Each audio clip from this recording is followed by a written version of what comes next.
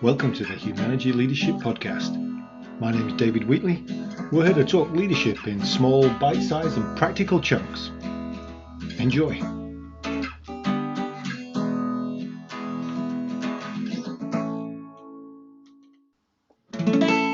This episode is one of 2024's Family Business Focus episodes where once a month I'm going to be talking with the leaders at a family business about some of the best practices that they've found are useful for them and potentially to pass on to both new family coming into their business and people in other family businesses. Well, this episode I'm joined by one of my family business connections for 2024. I'm joined by Nick Bancroft and Gerrit Bancroft, who work for Agroliquid in St. John's, Michigan. And so welcome, gents. And I wonder if one of you would just give us a quick overview of Agroliquid and how it fits in a family business world. Yeah, Agroliquid is a fertilizer producer, provides crop nutrition for all plants grown across the United States, a little bit of international.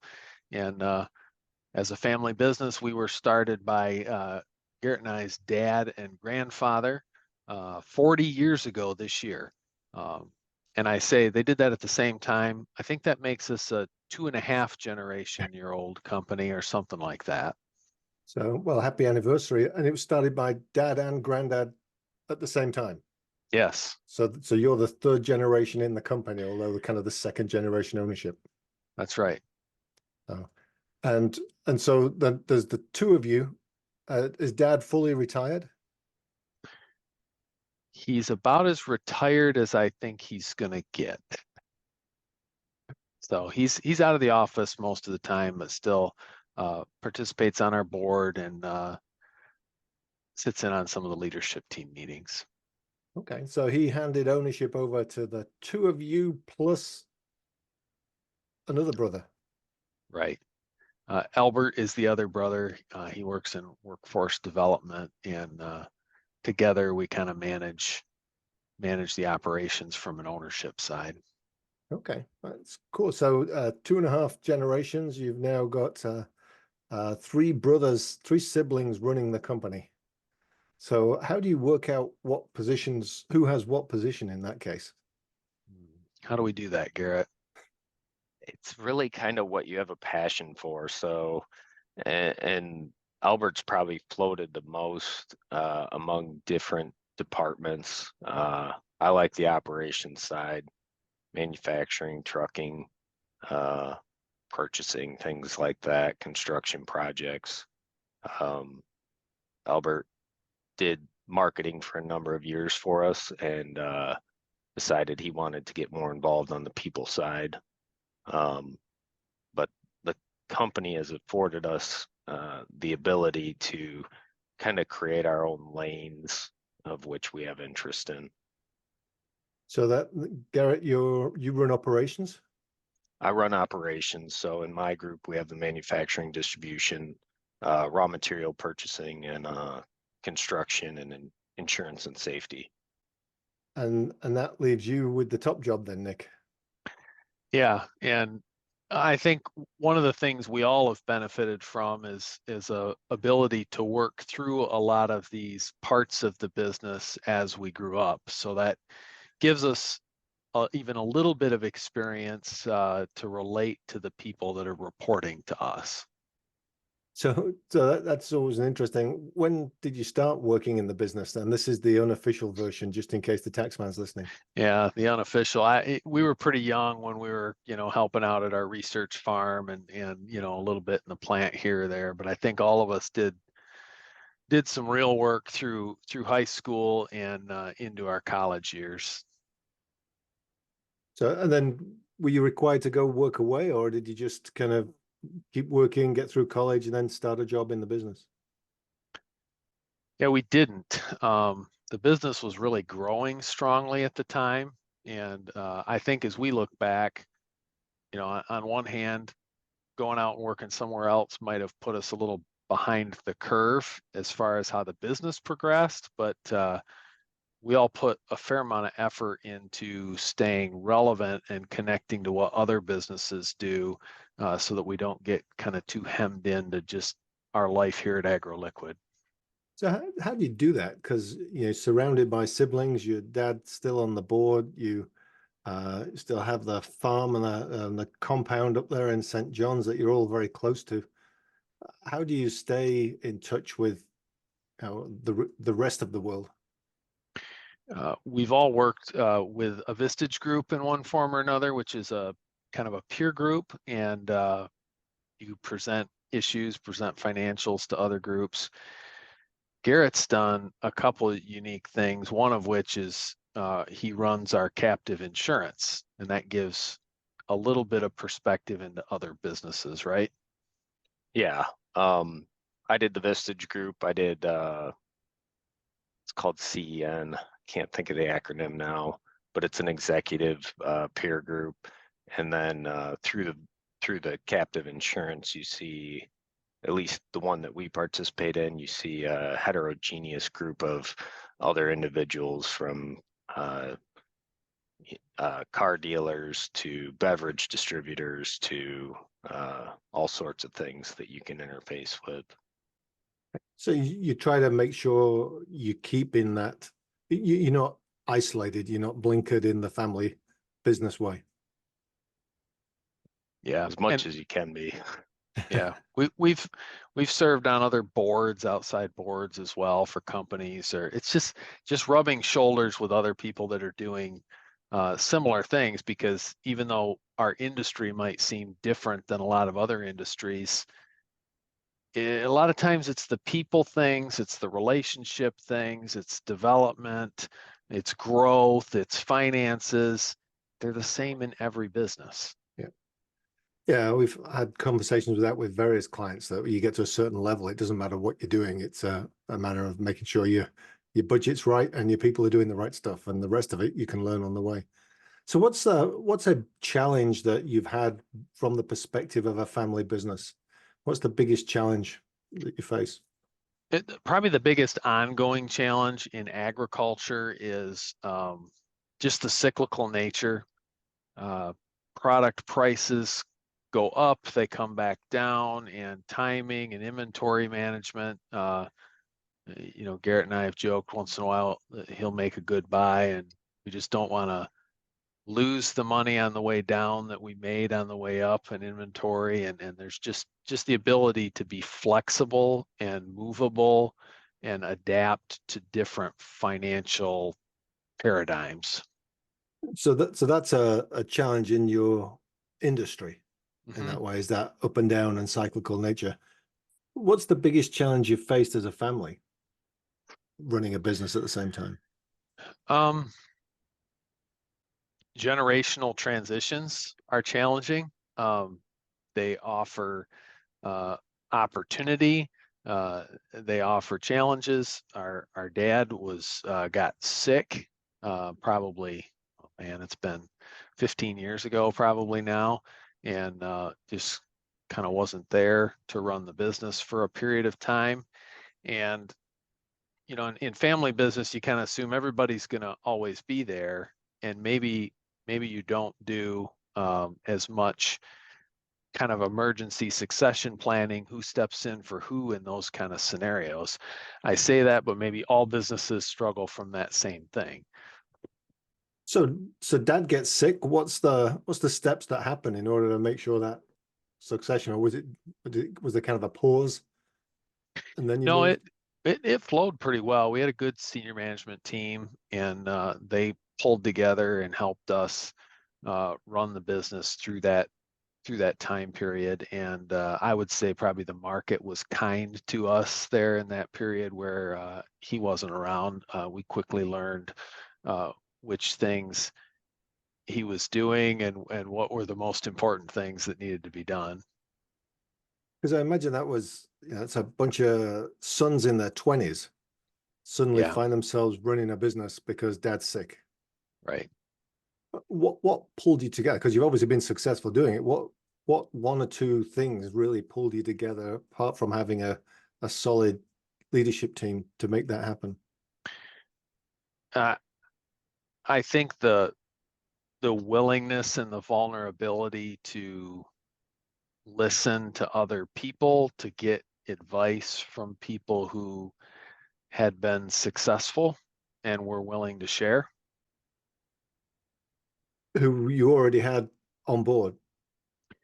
Yeah, yeah, either as employees or as your banking, your insurance, your legal, your accounting, outside people can be pretty helpful as well in a pinch like that.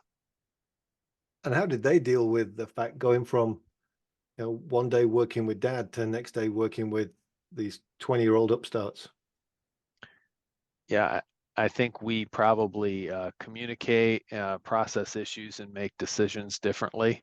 So there was some challenges there, but I think the willingness for us to listen and work with them was probably key to making that simpler, more palatable. Okay. So it was you were thrown into it sooner than you were prepared for it, but then you had each other and a good team around you to allow that success to emerge. Yeah. And Yep. and now to a place where pretty much it's the three of you who own the organization and are running it, the different pieces of it. Yeah. Which brings me nicely to my next question. How do you deal with ownership versus leadership? Well, that can be a challenge. We run EOS in our business, Yep. and so we have a leadership team, and I lead that leadership team. Gerrit participates as a director. Albert participates as kind of the visionary role in that team. So that helps us stay all informed. But then we come together as owners separately to try to deal with the higher level issues every week. So that must mean that to some degree, are there people who manage owners? Yeah, yeah. And I mean, so they're all of sandwiched a little us, bit. yeah, all of us have reported to different people in the business over the years, and in some cases, you reported to somebody, and then at some point they report to you, and that can be a good experience if you've built a good relationship and built trust.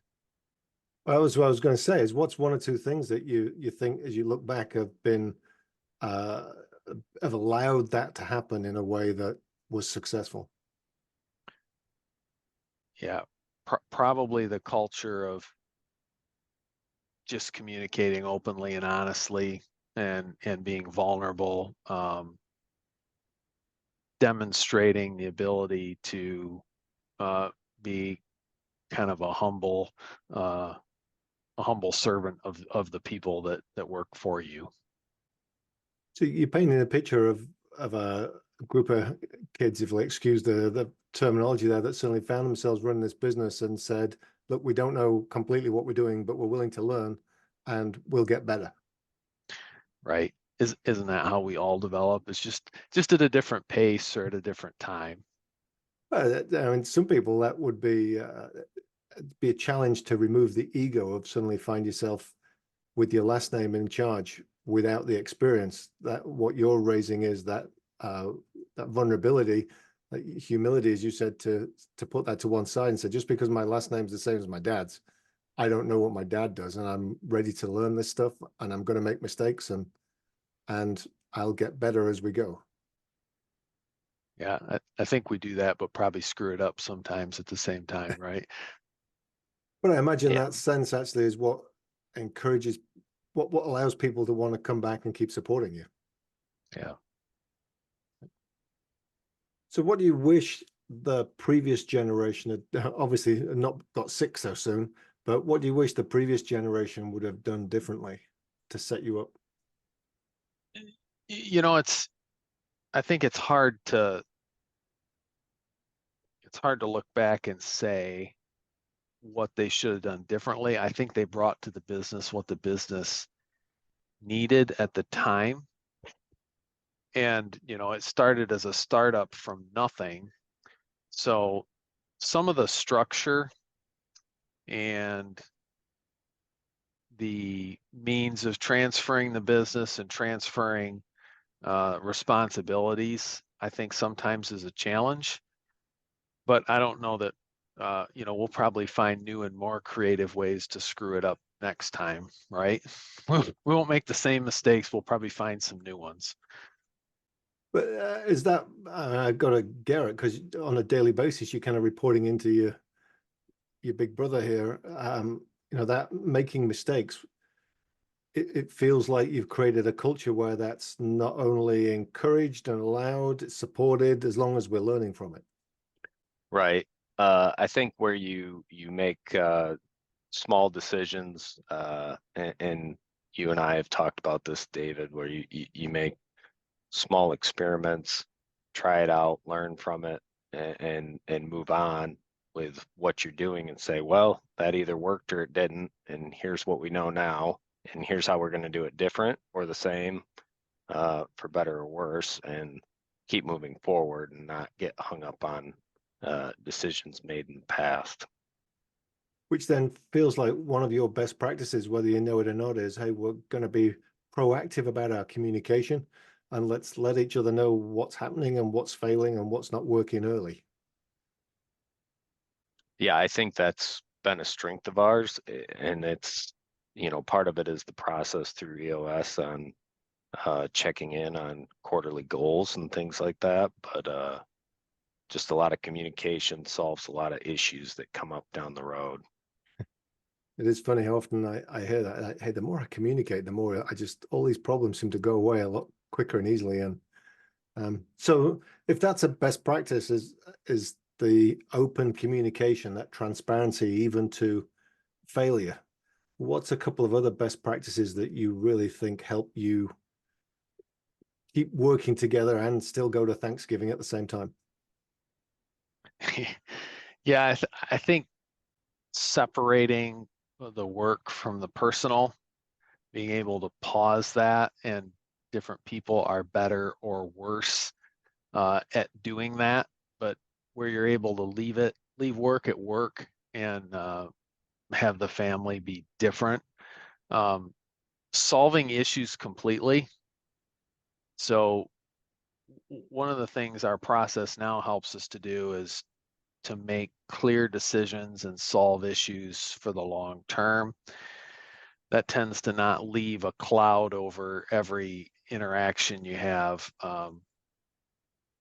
going forward, and having good structure in how decisions get made, knowing who's responsible for what decisions, no matter what their role is, and letting people make the decisions that are theirs to make.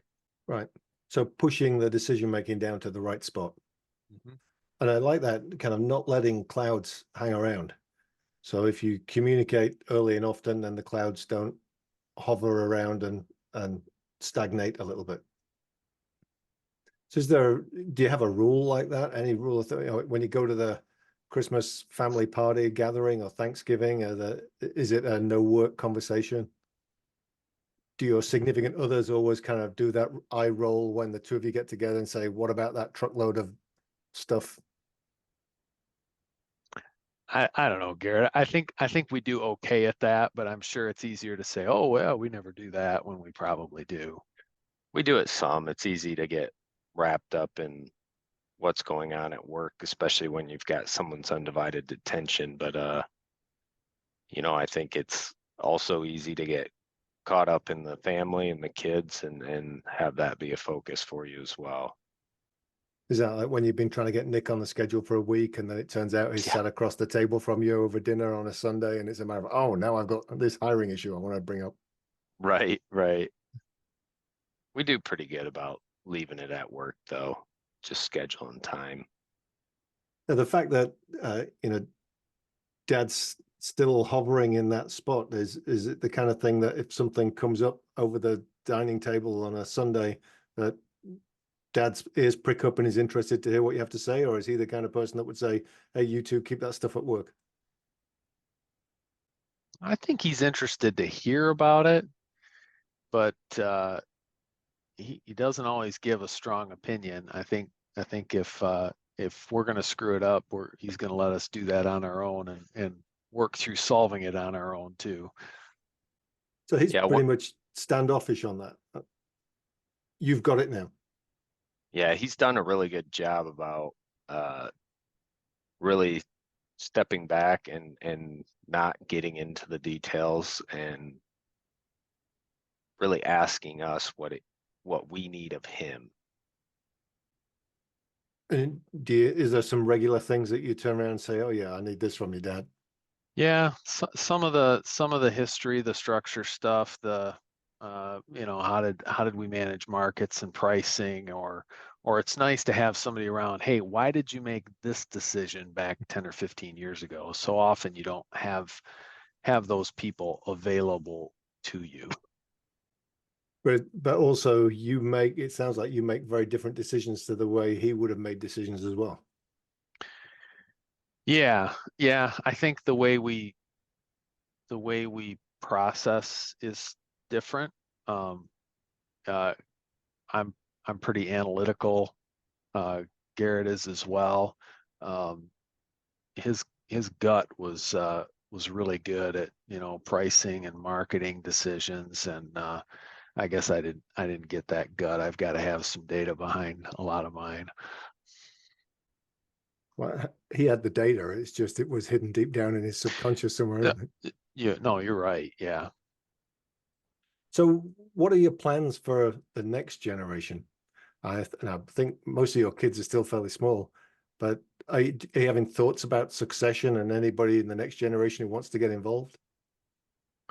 Yeah, my oldest is 17, and Gerrit, your youngest is 5.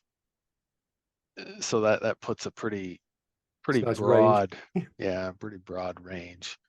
Um, they'll have the opportunity, but they're going to come into the business at a different time than when we came in, from a size and organizational development side. So we've spent some time talking amongst us at how that works, and started to have some of the conversations with the older kids about what that requires, because 3 brothers is one thing, but 9 cousins all working together, I think that would even be more challenging. And you see businesses that have done that successfully, and you've seen businesses that have really struggled with that next expanded generation. And we're even on version 2 of this because we had a good plan that we thought was great laid out, and then we looked at it a couple years down the road and we're like, not really sure that's really what we intended to be the outcome. In terms of the next generation. Correct. So you had great ideas while the oldest one was 5, but then when the oldest one became 17, it was like, oh. Yeah. Somehow it's different when you're looking them in the eye at that point. But and we've put a couple we put a couple outside board members on our board. That improves our board meetings and gives us some accountability. We also have one in there who had a strict no family in the business policy, and we have one who's managing Gen 3 or 6 gen. Yeah. So that gives us some different perspective on things that have worked or not worked, or watch outs as we make those decisions. So you specifically added board members with family business experience. We did. And you've got the range of family business experience as well. Mm-hmm. So in generation 2 of your succession planning, what are some of the rules or the absolutes that you have in place for Nick's 17-year-old or Gerrit's 5-year-old? Yeah, the main thing is that we owe it to the people in this business to make sure that if we bring in family members, that they have the skills to do the roles that we put them in, the skills and abilities to do that. And because we've had a policy that we haven't hired other outside family members into the business. So I think people would look at that and say, well, I don't know that I want to see the next generation come in unless they're skilled in the area that they've had to come into. And I think for the 3 brothers here, we've kind of had to prove that and earn some stripes. I've laughed at a couple of people that have said, yeah, people remember things you did that were stupid when you were 12 or 14 years old. And they said, you know, I'm 50 and I've been here 3 years and nobody remembers me any farther back than that. So you kind of carry that with you for eternity. So you said you made a rule to not hire any other family members in. Is that a Bancroft family or just any other family members of any employee? Both, so that we don't have related people in the kind of in the same reporting relationship. And I think that's both worked good for us. I think that's probably cost us the opportunity for some talent in some cases. Which is interesting because of the kind of you have two brothers reporting to another brother, but you won't have any more people come in. Yeah. Well, we find new and creative ways, like I said, to mess that up from time to time, but you got to be willing to manage it. And you're now looking at the next generation and saying, okay, what would that need to look like? And the first rule being, you better be the best person for this position. Yeah. Yeah. And what's helped us, I think, is even though we do come together and we work together somewhat closely, the things we're doing are spread out enough that we're not sitting in the same office 6 foot from each other, you know, doing the same thing every day. We've got a little space to do our own thing. You can at least have to throw over somebody else's cubicle to get to each other. Yeah. I know your office too well, obviously. So, but that long term, I mean, you're both young guys. You've got a fair career ahead of you. Do you envision Agroliquid continuing in the family after this current generation? Yeah, that's our intent, and that's what we've communicated to our employees. And you know, Gerrit, I think our employees appreciate that vision. Yeah, part of our culture is, family beyond our family, I think, or at least that's the way I feel. And so I think they view that next generation hopefully as an opportunity to continue that culture. They've obviously picked this place because there are some attributes that they enjoy about it, and I think that's one of them. Well, it'd be interesting to see. What your 5-year-old's a fair way off yet, but Nick's 17-year-old's not that far away from the age that you were when you took over. Yeah, it's going to come fast. Is that scary? Sure. So if you were talking to either your son there or another family business member, what's one or two things you'd say? Hey, if you're thinking of being part of the family business, consider these 3 things first. Oh, 3 things. Rules of engagement. You know how the family is going to work together, who's going to be in charge, how you're going to make decisions. So as much of that up front as possible. Yeah. Yeah. Earlier in my career, the kind of the leadership or the senior management team made a lot of decisions by consensus, and that worked as long as you could kind of run back and forth in between. But as we grew, we had to get a little more formal with that decision-making process. And I think that's one place where if you've got family, that can be challenging. What else? What other ideas are good things to set up, Gerrit? One thing that I think has made us work really well together is finance and debt strategy and goals. It creates a high level of alignment for where you want to go, what you want to invest in, and what dollars you're willing to let sit in the business, as well as some transparency. You almost have to do team building among the family. You wouldn't think so because you've lived for so long together, but when you're in making those decisions, having that ability to understand where people come from and maybe not take things as personally as they are a family member as you otherwise would. Yeah, one thing we do that's kind of fun and entertaining is because we know what our financial strategy is. We meet monthly and go through the statements of the business, and our finance director kind of guides us through that, but we keep score, so whoever gets the most things right at the end wins. And Gerrit often wins the financial scoring. So is that the rest of the team's aware of that, or is that just between the three of you? We joke about that pretty openly. So, and well, the last thing I was going to ask is, now, Nick, you're the oldest. Yeah. Where do you sit, Gerrit? I'm the youngest. And so Albert's in the middle. Correct. Do you see, any of that birth order kick it? Have you always been able to just follow Nick because he's your big brother? Is that sometimes frustrating because you're the young one and he's always in charge? I don't find it frustrating, but I also don't want all that responsibility. I'm happy to let him, kind of be the buck stops here, take some of my anxiety away. There's definitely, in my opinion, something to birth order and how you function in a group of brothers, and I think knowing that to some degree is part of that team building, knowing how people make decisions, how they're thinking, where they're coming from, just somewhat helps you work better together at times.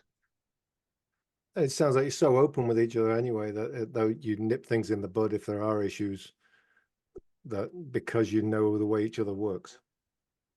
Yeah, put it on the table, talk about it, solve the issue, and move on. And I imagine it helps because you kind of alluded to that, Gerrit. You don't want Nick's job. I don't know. So you're quite happy doing your job and letting Nick do the CEO job, and there's no issue around that. I agree. Yeah. Which, I mean, I guess you've got it nice in a few ways. There is that fits, that's comfortable for you. You've got that fitting nicely into your world, and your dad stepped away fairly significantly, and so you've not got that hovering factor either. So you've got the place to play with yourselves.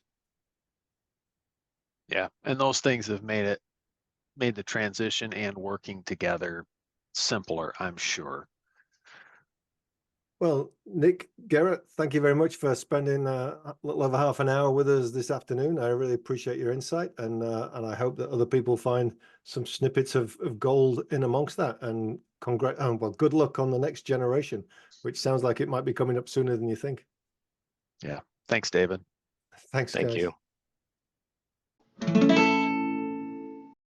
That was the Humanergy Leadership Podcast. My name's David Wheatley. For further information about Humanergy, go to humanergy.com or check out our latest book, What Great Teams Do Great, from all good bookstores. Have a good one. Stay healthy.